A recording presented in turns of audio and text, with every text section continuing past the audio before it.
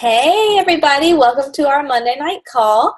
I am so excited about this special call because we have a super important VIP guest tonight, and that is Diamond Ambassador Jennifer Leath. She is so generous to take time out of her busy evening to come and do this for us because she's not even in our upline, guys, and that is so awesome of her to carve out this time just for us.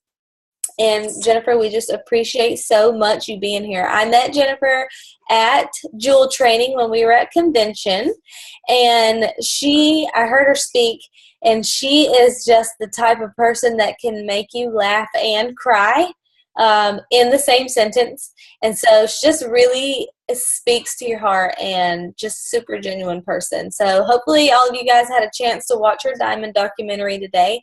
If you haven't, you need to because it's really good. So Jennifer's a homeschooling mom of 4 in the process of adopting another, which is amazing. And so Jennifer, we just want to hear all about you, any of your best tips. You can just start with your story if you want to. Tell us about what happened with you in the products. Tell us about your journey in this business. I'm going to hand it over to you, and I'll just ask questions as we go along. And also at the end, if we have any time left, we will open it up for a few questions. And if you have a question, just put it in the chat, and I'll just pick a few of them from the chat, okay? All right, go ahead, Jennifer. All right, you're great at introducing. I really enjoyed that. I want to do it again. So guys, I'm not a super VIP. I love that she said that, but here's what I am. I'm a person that loves Plexus and committed to it. And that's exactly what you are because you're on this Zoom. You care about the business. You care about the products. So you too can be introduced someday as a Diamond Ambassador with Plexus Worldwide, and that just takes commitment. So my story kind of starts with a lack of commitment because when I first heard about Plexus, it was from a girlfriend that I met when I was 20. And we went on a trip to Mexico, and I never spoke to her again. And I never heard from her again, and I happened to find her on Facebook. I'd always wondered what happened to her. And I saw her post, I stopped drinking diet drinks, and I've stopped napping. I just am loving my life. So I emailed her, and I said, what are you doing? What's going on? And she told me about Plexus, and I don't know if you guys were around in September of 2013 and happened to see our website at that time, but I thought, I don't even know what this is. It looked really old school, and plus I thought, there's no way I can afford this. And so I continued to watch my friend Suzanne. She posted about Plexus. She shared about her success. So I promptly blocked her on Facebook because of jealousy, or maybe I felt like I could never have that. I'm not sure what the root of that was, but it's part of my story, so just keeping it real. And then the curiosity got the best of me. My mother-in-law gave us money for our anniversary, and I went back to Suzanne and said, can I be your friend on Facebook again? I want to try this Plexus stuff. And it changed my life, guys. It truly changed my life. It changed my life because it let me get healthy. I actually was never heavy growing up, but once I had 4 kids, I just kind of lost control. And the products literally are for people like me, I feel like. It's for people that have out of control food cravings. And so when I noticed I could say no, I felt power in that, and I went with it. And I worked with the products, not against them. So all the habits I had, I let them go. And so Plexus empowered me and allowed me to lose 45 pounds in the first 5 months. I never felt prettier, never felt more confident, and it became my mission to make other women feel that way. That really is kind of the vision and the drive behind my business, is getting people to have their smiles back and hold their head a little higher, smile a little brighter, and that's exactly what Plexus did. And the business side, y'all, we struggled so bad. We could not afford to have 4 children, honestly, and we struggled so bad that we actually had started using food stamps. I mean, you just picture every struggle you could imagine. We had the water turned off on us. And it's because I chose to stay home and homeschool instead of working that we had that intense financial struggle. But I really want to paint a picture for you that Plexus took a mom that was at home who didn't think that she could and allowed her to dream bigger than she ever thought she could, and teach our children to do the same. And Plexus made our dreams come true. Now, was that easy? No. Was it without hard work? No. Maybe in the beginning I would have told people that joined me that Plexus, and you've heard it, fits in the nooks and crannies of your life. And that's true. That's true for a silver ambassador. And it's a little bit true for a gold ambassador. And then it stops being true. Because if you really want this, it's going to take work. And you probably won't miss a day of work. Sometimes I work 2 hours a day. Sometimes I work 30 minutes a day. And sometimes I work 5 or 6 hours a day. But where in the world can you have an opportunity that you're going to be paid this well, love this well, and have a community that cares as much as the Plexus community? You go to college and they tell you you're going to be studying late nights, taking lots of final exams. You're going to be exhausted and it's going to be hard, but you do it because you know the end reward is there. So I tell you that because I worked very hard. And one of the questions I know that people ask is, how did you balance with 4 children and homeschooling? Terribly. I balanced horribly. But you know what? It was worth it. And so I sat my kids down and I said, Mommy has never missed a night of tucking you in, but for a couple months, I'm going to miss some nights of tucking you in. Daddy's going to do it because Mommy is going to get us to the dream house, to the life that we always wanted. And we're going to be able to go and buy any groceries we want whenever we want. And so it was worth the sacrifice. So if you have days that you think, I just don't want to do it or I don't have the time, if diamond's on your mind, make the time because it's worth it. So that's my story with the products and with the business. And I know you have some questions for me, Brittany, so hit me. Go for it. That's my cue, I guess. I'm over here like, oh my gosh, this is so good. All right. So what are some of the biggest obstacles that you have had to overcome on your journey? Mine had a lot to do with what was going on in my own mind. So I had to get out of my own way. I have always been afraid of what people think. Always. And I still struggle with that. In the beginning, I was embarrassed because I was putting my weight loss journey out there. So all the people from high school that I hid from, I wasn't friends with them on Facebook. I never went to high school reunions because I didn't want them to know that I had gained all of that weight. So I had to put that out there. So that was hard.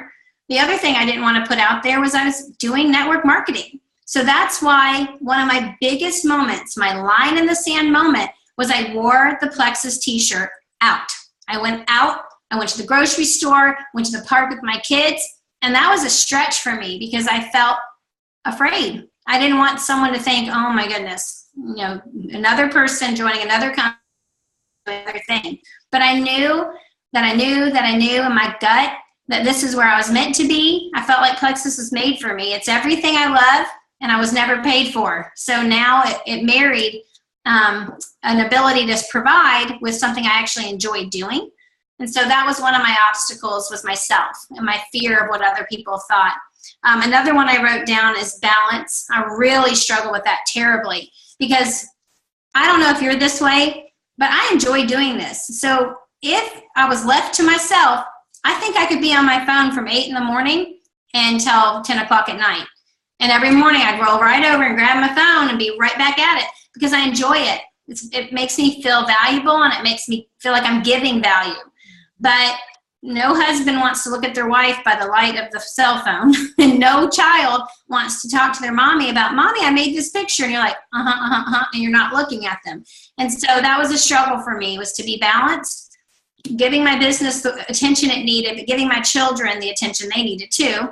And then the other one I wrote down is skeptics. That was one of my biggest obstacles because you kind of have two options here. You have someone that's skeptical, especially a friend that you love, and they're either skeptical because they're not interested or they're skeptical because they hate it. So I have had both sides of the story. I've had people that are like, there's no way I'm ever doing that. I think it's ridiculous. It's terrible. I don't want to do it. And then I've also had some that are, thank you, but no thank you. But either way, I took it personal. And it was hard for me to get past that. But what I realized was I was a skeptic. I took 6 months to join. I blocked the girl that was sharing it. So why would I anticipate anyone to treat me any differently? And so my girlfriend finally joined after 18 months. And I don't know if you just saw, she just promoted to Emerald in September, and she lost her husband in June. So had I not been committed and had I let that fear of man stop me, a woman that desperately needed this opportunity, unbeknownst to any of us, that she would lose her husband, no longer has to worry, because as a widow, you would imagine that one of the biggest fears with 5 children is that she wouldn't be able to provide. What would she do? And because of Plexus, there is no fear there. So she has hope. And so don't let the skeptics stop you, and let them fuel your fire, actually. And just imagine what kind of diamond they'll be in the future. Yeah. Wow. I did not know that. And that is absolutely incredible. What a godsend. Plexus really is a gift for a lot of people. And I struggled with that too in the beginning, Jennifer, about just like worried about what people think and stuff like that. And I just finally came to the realization that these people just don't know what I know. Like, if they know what I know, they're going to come to the same conclusion that I came to. And so I just made it my mission to just educate people. They just need to know what I know. So that's good stuff. So how did you overcome that with the skeptics? How did you get past that fear? Well, nothing feels better than seeing your name on a graphic that says, Jennifer Leath is promoted to Ruby, because what that represented to me was the reward for the fruits of my labor. And so I thought, I might have 3 or 4 people that really don't love this, but it was worth it because I helped 3 or 4 more. Because so every time I promoted, it represented to me the number of people whose lives had been changed. And I never felt like I had my 4 kids, and I got to change their lives and pour into them. And that does feel good. But man, the value from going out and helping people, it's huge for me. And I am a yellow, but I'm like way more red. Who knew? So I love helping people, and that actually pushed me through the skepticism. Wow, that's awesome. Okay, so you've already kind of touched on this one. I don't know if you want to elaborate any more on this one, but how did you balance family life with Plexus? Was your life that meme that shows the husband and wife laying beside each other with their phones saying, there's nobody else in the world I'd rather sit on my iPhone next to than you? Is that your life? Maybe a little bit, but what we struggled with is I was trying to homeschool the kids. I was trying to work a business. And I was trying to run a household, and that's just not a possible job for one human being. Right. It's just not. And you can do it, but not do it well. Mm-hmm. And so what I had to do was stop thinking, okay, I know so-and-so down the street, she homeschools, and they just built a homemade volcano, and she baked them banana bread. And then I had to think about, well, I know so-and-so, her hair's already done. She has makeup on, and I'm still in my pajamas. I haven't brushed my teeth. Like, I would constantly think about how everybody else was doing it. And then I realized it doesn't matter how they're doing it. I have to do what works for me. So what works for me is, here's what balance looks like in my life. Balance is everyone's been fed. All my people have been taken care of. And I have brushed my teeth. But my balance will not look like your balance. And if I'm happy and I feel content and it works for me, then that's what's right for me. And now that, a year ago, I was able to retire my husband. And so now he's home and my life feels so much more balanced. And that was the goal anyways in the first place. We both said, when I get to Diamond, you can come home from work. Because the truth is, I thought to myself, I kind of need an assistant, and I would probably have paid that assistant what I was paying or what my husband made at work. So it was worthwhile for him to come home. And now I have that balance, and I feel very rooted. But I will say that time frame from Ruby to Emerald, that was brutal. That's a lot of work, but it was so worth it. And when I drove that Lexus off the lot, when I got on that catamaran in Maui, I thought I'd do it all over again. I'd do even more to get to this point. So it was worth it. How far was it for you from Ruby to Emerald? How long? I went Ruby in June, and I went Emerald on Halloween. So August, September, October, 4 months. So that push, they say it feels like you're trying to give birth to Alexis, and I definitely have felt that pain. But you can do anything for 3 or 4 months. You can do anything for a year if you just know how much is going to change your life. Everything you just described, it sounds a lot like my story. I just retired my husband too, and it definitely is a huge help and just a comfort, and you wouldn't want anybody else, you wouldn't want to have to pay somebody to come in and do what only daddy can do. Right. That's irreplaceable. When you were talking about how you had to tell your kids, mommy's not going to be able to tuck you in, it's going to be daddy. you know what, kids need daddy too, and so I think it's just such a blessing that obviously they want mommy, but it's okay for them to have more of daddy for a short time. They do need both. I agree. What were the key factors of your success, and what do you think it was that really propelled you to diamond? Well, one of the things that I think did help me was that I was willing to build a story on social media. So I never shared graphics. I never shared, there's actually a graphic with like 2 lizards and they're both drinking the Plexus Slim. And I'm just like, who made that and why? But anyhow, I was willing to share my story because I think our stories matter. Every one of us has one, and they're so powerful and will reach a certain network of people. And so I really was vulnerable and I was honest with what was happening. So that was part of it. That drew the numbers in, because everybody wants to be inspired in this negative world that we live in. If you can be that light to them, they're going to want to watch and they're going to applaud your success, whether they join you or not, and they will join you. You just don't know when. Right. That is part of it. The other part was I started thinking like a network marketer and I didn't even know it.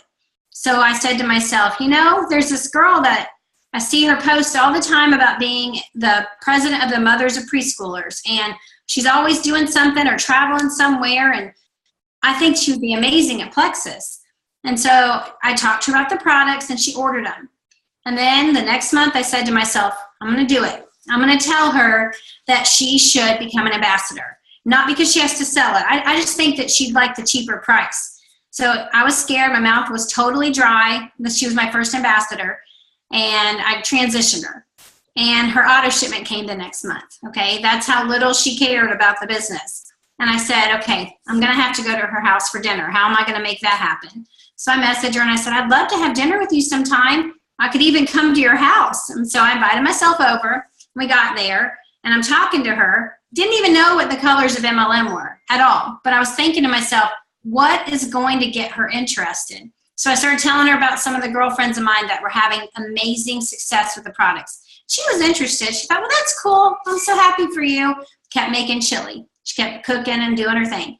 I thought, well, maybe she'd like to hear about the Lexus. So I said, my girlfriend Suzanne just drove the Lexus right off the lot with Plexus. I couldn't even believe it. And she kind of turned, looked at me. And I said, and I think she's making about X, Y, and Z a month. She goes, stop it right now. Shut your face. So that made her perk up. So she starts saying, well, Jennifer, you have to do this. And I'm going to tell you how. And she starts giving me ideas, things I never even thought of. And then later on, she told me that was her moment. And so I taught her how to log into her back office, and she started to work the business. And it gave me value because I started to see what that felt like to get those new ambassador emails. And so we both went to convention. I was still nursing, and I had to leave my baby at home. I'd made a lot of sacrifice to do it, but I knew it was worth it. So when you know you're in the right place, you do everything that you can. Short of shaving your head, you're going to do everything you can to make this happen. And so I'm committed, and here's the truth too. So many of us feel desperate. We feel so desperate to make it happen, and we live kind of with a fear mentality, and it's because we're relying on our team to build our business for us. What you have to rely on is you. So as if no one else is doing it with you. You have to be adding people every single month. And then you think to yourself, but I don't have anyone else. I've exhausted my warm market. That's impossible. It's impossible. You could never exhaust your warm market, because if you're out there meeting new people every day, you're just getting warmer and warmer and warmer. And so when you're out with somebody, I don't care if you're at the car wash, be bold enough to say to them, you know what? I got to tell you about Plexus. And it will feel unnatural at first. It will. But the more you do it, the better you get at it. And that's why we are network marketing professionals. It's actually our job. And when you follow up with people and you're thinking, I feel weird following up for the 5th time, I hope they don't think I'm rude. Is it rude for them not to respond to you? Yes. So keep following up, because every 9 that I've ever talked to tells me that, they'll say, Lori Welch just kept on me. She kept messaging and messaging. And it's true, because we have to follow up. 7 times, they say, right, Brittany? Yeah, average. Yeah. Average 8 to 12 is what it's, some people it's much less, but for most people it's much more. And if you're after the 5th time thinking, I don't want to bug this person anymore. They're not interested. You're giving up way too soon. Way too soon. So that's good stuff. So you feel like that was what propelled you to Diamond, was just getting that first worker, and that motivated you to just keep going and keep going and keep going? So when I saw her going out and taking what I knew and loved and doing it too, I found so much joy in that. And then I thought, I got to get my other girlfriends doing the same thing. And so basically what I did was I started talking to all my friends saying, I want to do this with you. I want to bring you on this journey with me. And I had to help them. I had to help them get to silver and sometimes help them get to gold. But then once they had their legs about them, then they were able to go out and do it themselves. So often we let people kind of do their own thing, go off like an island and try to build the business when they're really not ready for that yet. So I've committed to all my level ones, and it's my expectation, because I have a right to set that for my business. If you're going to join my team, you have to be silver. After that, it's up to you. If you want to do something more, I'm happy to help you. But if you don't, I feel that I've done my job. So every single person has to get to silver. So the day they join, I say, tell me your 3 people. And they tell me their names. And I say, do you want to start a 3-way chat? Do you want to do a 3-way call? Or do you want me to help you with some type of online Zoom? And we decide what works best for them, and we get them to silver. The hardest part is closing, and that's something that really, it's a skill. And so sometimes people will say, well, I'm not really interested right now. And we say, okay, thank you. What we should say is, well, when will you be interested? You're constantly asking questions, trying to get to the closing. Did you want to sign up tonight? Or how soon would you like your products? We are salespeople, and people don't like hearing that, but we're selling something, but thank goodness what we're selling is changing lives and has value, and you can feel good about it. Mm-hmm. Yeah, for sure. Definitely. Okay. I was about to ask you something else on that note, but I'll come back to it. All right. So what are your top 5 tips to anybody who is feeling stuck? I said one of them. One of them was relying on your team to build for you instead of relying on your own efforts. Yeah. Because you know this, what you do, your team will do. So if you're adding new level ones and announcing them on your team page, your team thinks she's out there working it. Haven't you ever wondered, at least I did, why was Jen Hawkins or Celeste Gwynn, those are my uplines, why were they still posting about Plexus? I thought, they're Diamond. Why are they still posting about it? I didn't get it. And what I realized is the harder you work and the more you work, the better you model for your team. That's the actual behavior that they will also do. Duplication is always happening and always will happen. So when you stop adding, when you stop posting, when you stop doing types of personal growth and development or hosting online parties, they'll stop doing it too. And so modeling that behavior, I think, is huge. When people feel stuck, a lot of times it has to do with mindset. I know that Fallon has the best mindset story of all. And so that's something to really identify. What is it exactly that's holding you back? One of the things that I regret, the biggest in my story, is I started to do coaching calls. And so for 7 months, I did calls with people. Every week, I did a call with them. And you know what I did? I was a people pleaser. They said, well, I'm thinking about buying 5,000 business cards and I'm making this up, by the way, and putting them into a huge balloon and popping it over the city of Nashville. Those type of ideas for building your business. And I would say, well, that's just a really interesting idea. Instead of just being honest and saying, well, you know what would work better? Or even if I knew and I felt it that they were doing something that was holding them back, I didn't want to hurt their feelings. And guess what I did? I wasted their time and I wasted my own. And when you're honest with somebody in love, sandwich it, positive, negative, then the positive, they're going to receive that, because the truth is people are begging us for direction. They want to know how to get here. And if there was a magic formula, I would tell you it, but there's not. There's follow-up, there's commitment, and there's trust. I trust our company always, and I'm never going to second guess it, because that's my job. I joined this and I made a commitment that I was going to do what was best for the company, and what's best for them is for me to respect what they're doing. And so whether or not I like it, sometimes it's not easy, but I look at my friend Alita. She promoted in a month that people were saying was the hardest month we've had. So it goes to show you the opportunity is alive and it's well, and we just have to do it. Yep, exactly. Yep. Fallon promoted the month of the back office change a year ago. She got the emerald that month when we had the back office change. It was crazy. She might have been the only person that promoted a jewel that month. I can't remember, but it was, I mean, it was just showing you, you know, that while other people are sitting there saying it can't be done, there's somebody doing it. So, okay. Okay, two good questions here. So you shared with us a little about how you really struggle with people who were skeptical, and you also shared with us how you were once a skeptic. So Kristen wants to know, how did you overcome your own skepticism about the business model, about network marketing? Well, when I joined Suzanne, and I didn't understand what she was doing, but she said, I need you to be thinking about 3 people you're going to share the products with. And that way you'll be able to make enough to go another month. Well, I rolled my eyes. And she even told me who. She said, why don't you tell your mom, your sister, and your best friend? And I said, okay, thanks for that advice. And in my mind, I thought, because that's never going to happen.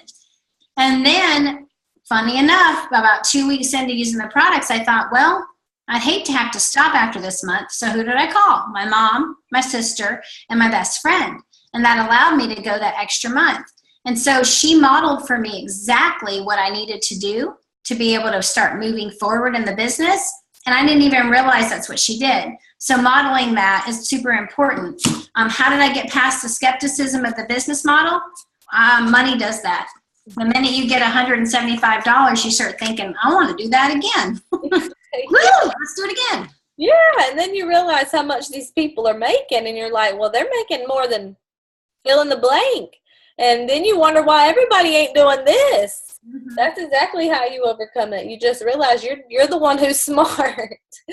And that's true. If people are skeptical, I actually feel bad because, you know, I had huge amounts of student loans, huge. And had I known about this before I went to college, I have a biology degree, I don't know if I would have done it. Now, is it for everybody? I don't know. If you don't love people, maybe not. And maybe it sounds like I care so much about the money, and it's not the green little bills that go in your bank I care about what it can do. And so being able to see Alita, my friend, provide for her children makes me love the financial opportunity of this. So we're product driven. I love our products, but I think the business opportunity is what brings people to tears. Mm-hmm. Mm-hmm. For sure. Definitely. All right. I know you have to run. So one last question. Best tips for motivating others? I don't believe in motivating people. I don't. I think that if someone's not self-motivated, they need to figure that out. And so I'm a big proponent of teaching people to be self-motivated, helping them find what it is that makes them want to wake up in the morning, because it is not my job to motivate you to work this. If you don't see that this is a good thing, why should I work your business and mine? Mm-hmm. And so when I've worked with my people and really expressed to them what I see in them, I might say, here's what I see in you. I see that you love people. I see that you're amazing with descriptions. You're great at educating people on the products. Whatever it is, that shows them their gift. And then I say, use that to fuel you. Use your gift to be motivating. Sometimes I think you will have a couple weeks on your team page where it kind of starts to dwindle. You used to get 50 comments, and now you have 15. Well, that just means what was working isn't working anymore. And it's because the world we live in. Think about it. I mean, you get a new iPhone every single year.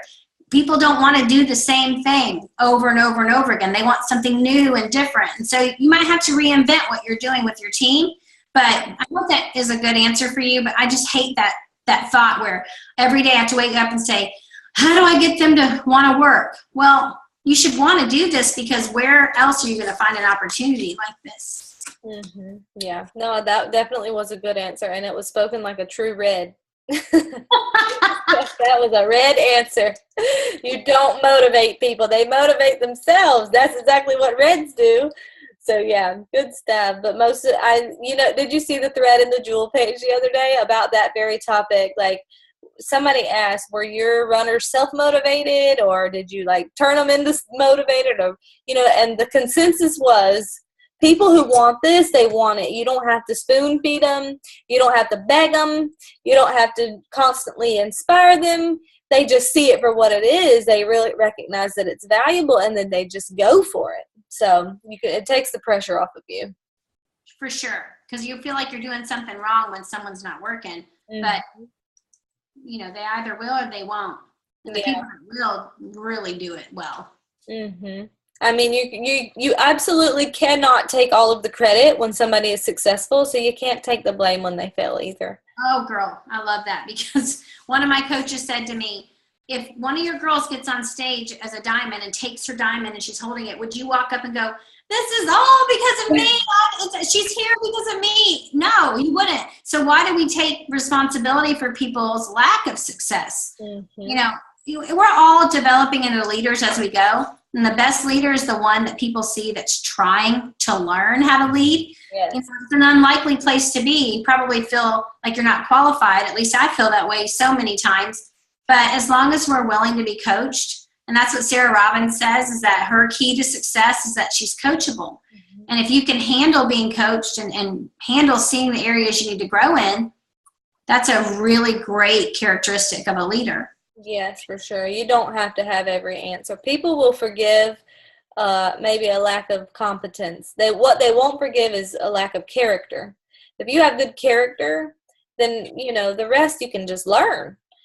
You have to focus on your character. So, yeah. I like you, Brittany. I like you too, Jennifer. I'm so glad you came on our call tonight. Love it, love it, love it. This was so valuable, and I appreciate you so much. I know you're super busy and trying to balance your busy diamond life, and we are just so appreciative that you took time out to do this. So thank you, thank you, thank you, Jennifer. You're welcome. Thank you guys for coming on. And I look forward to seeing you guys at Leaders Retreat. And if you're not there at convention next year, who knows how many of you guys will be emeralds walking across that stage, fulfilling every dream you've ever had. So thanks again, Brittany. All right. Thank you, Jennifer. Bye, y'all. Good night.